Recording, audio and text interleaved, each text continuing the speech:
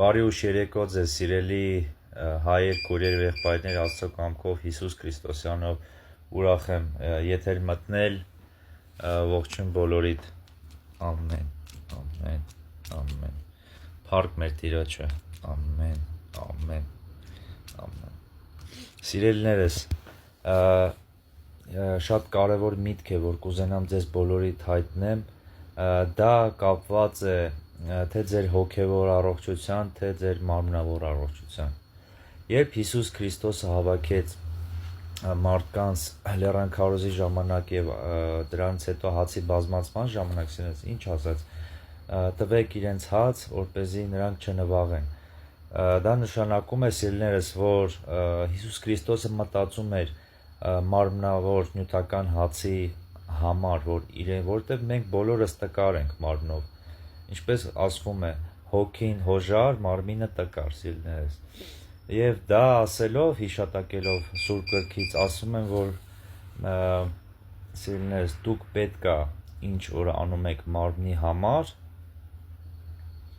իհարկե պատվիրանների մեջ,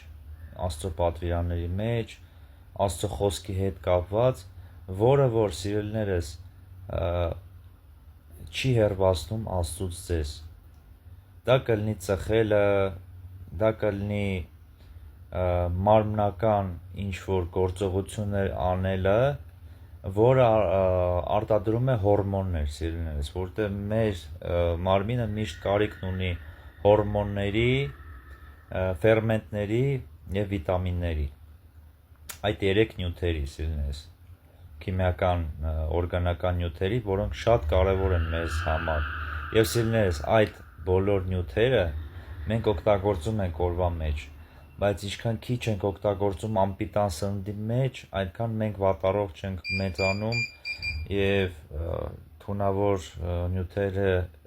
իրանց հետ ավելի են բարձրացնում ու մեր կյանքը կարճանում է, մենք ինքնասպանություն ենք անում, սիրելիներս, դա մեղք է արդեն։ Մտածեք ձեր մարմնավոր առողջ ապրելու համար, օգտագործեք օգտակար նուտրիենտներ, անտիօքսիդանտներ, որոնցից են այն կարևոր նյութերը, որոնք սիրելիներս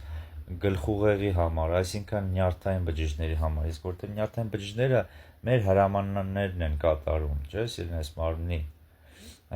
և գլխուղեղն է հրամանատարը մեր մարմնի, չէ՞, բայց գլխուղեղի հրամանատարը հոգին է, ճիշտ է, այսինքն մենք